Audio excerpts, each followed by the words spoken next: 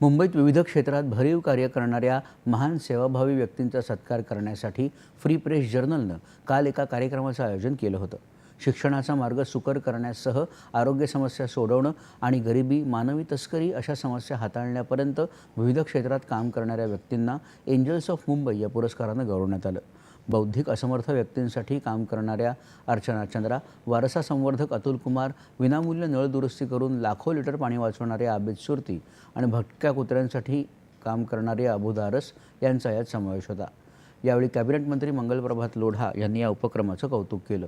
अशा उपक्रमामुळे एका सेवाभावी व्यक्तीकडून आणखी 10 जणांना प्रेरणा मिळते आणि त्यामुळे सेवा कार्याची चळवळ उभारली जाऊ शकते, अशी भावना त्यांनी व्यक्त केली. महानगरपालिकेचे आयुक्त भूषण गगराणी, निवृत्त न्यायमूर्ती एस.जे. काथावाला यांच्यासह अनेक मान्यवर उपस्थित होते.